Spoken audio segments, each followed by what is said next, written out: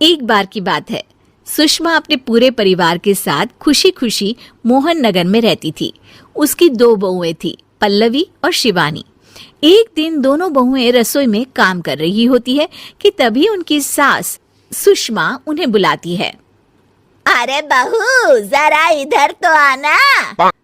शिवानी, जरा जाकर देखना सासू माँ क्या कह रही हैं। दीदी आप ही देख लो ना जाकर, आपको भी तो सुनाई दे रहा है।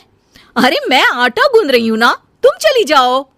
हाँ तो मैं भी तो सब्जी काट रही हूँ ना दीदी। अरे बहू जल्दी आओ। ओह, ये तो जाएगी नहीं, मैं ही जाकर देखती हूँ कि क्या करना है। पल्लवी सुषमा के कमरे में जाती है। जी मम्मी जी, क्या हुआ? शाम को घर पर कुछ मेहमान आने वाले हैं, तो तुम अच्छा सा खाना बना लेना बहू। ठीक है मम्मी जी, आप बता दीजिए क्या क्या बनाना है और कितने लोग आ रहे हैं। सुनील की मौसी जी और उनका पूरा परिवार आ रहा है। कुल मिलाकर 3 लोग और हमें मिलाकर हुए 9 लोग। तो अभी से ही तैयारी करना शुरू कर दो। और हाँ, घर की सफाई भी कर देना, हाँ अच्छे से। जी मम्मी जी, सब काम हो जाएगा, आप चिंता मत कीजिए। पल्लवी शिवानी को घर में मेहमान आने वाले हैं इसके बारे में बताती है। क्या 9 लोगों का खाना बनाना होगा, घर की सफाई करनी है? बाप रे, सासू माँ ने तो हमें घर की नौकरानी ही समझ कर रखा है। ऐसा नहीं बोलते शिवानी, हम इस घर की बहू हैं और घर के काम करना हमारा फर्ज है। दीदी तो है ही सासू माँ की चमची, जब देखो सासू माँ सासू माँ। मैं तो इतना सारा काम नहीं करने वाली। शिवानी कपड़े लेकर गमला साफ कर रही होती है और चक्कर आने का नाटक करने लगती है। मेरा सर चकरा रहा है।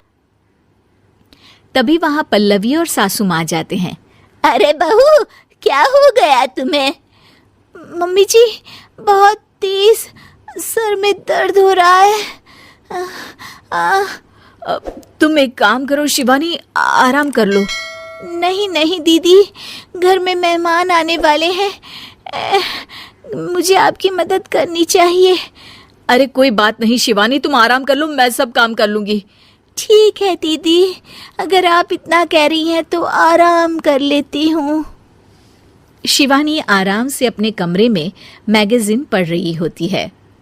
इसे कहते हैं आराम की जिंदगी। इतना सारा काम। चलो सारा काम खत्म हो गया, शिवानी को देख आती हूँ। शिवानी अपने कमरे में ईयरफोन में गाने सुनते सुनते सो जाती है और उसके साइड में मैगजीन भी रखी होती है। पल्लवी वहां आ जाती है और वो सब देखती है। ओहो, तो मतलब सब काम चोरी का बहाना था। अभी बताती हूँ इसको। घर का सारा काम मुझे करना पड़ा और ये महारानी यहाँ मैगजीन पढ़ रही है, गाने सुन रही है। पल्लवी रसोई से एक प्लेट और चम्मच लेकर आती है और शिवानी को थाली बजाकर उठाने लगती है। शिवानी अचानक से उठती है। उठ गई महारानी, गाने भी सुन लिए, मैगजीन भी पढ़ ली। तुम तो बहुत बड़ी झूठी निकली शिवानी। तुमने सर दर्द का बहाना बनाया ताकि काम करने से बच सको। हाँ बनाया बहाना, तो क्या करती, इतने सारे काम करती। मुझे कोई शौक नहीं है चापलूसी का।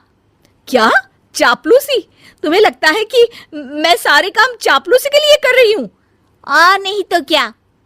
तभी वहां सासू माँ आ जाती हैं। अरे बहू, वो लोग बस आने ही वाले हैं, तुम तैयारियां कर लो। जी सासू माँ, तुझे तो मैं बाद में देखती हूँ। सब खाना खाने बैठते हैं और खाना शुरू करते हैं। तभी सुनील की मौसी बोलती है।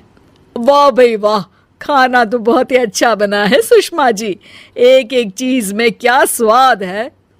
ये सुनकर शिवानी मुंह बना लेती है। उसे अपनी जेठानी की इतनी तारीफ रास नहीं आती। आपकी बहुएं तो बहुत ही अच्छा खाना बनाती हैं। हाँ, बनाती तो दोनों ही अच्छा है, पर आज ना ये सारा खाना बड़ी बहू ने बनाया है। छोटी बहू की तबीयत ठीक नहीं थी, सो इसलिए। मानना पड़ेगा सुषमा जी, आपकी बड़ी बहू तो बहुत ही गुणवान है। पल्लवी की तारीफ सुनकर शिवानी को जलन होती है। पल्लवी ये सुनकर खुश हो जाती है और शिवानी की तरफ देखकर उसे चिढ़ाती है। कुछ देर बाद मेहमानों के जाने का वक्त हो जाता है।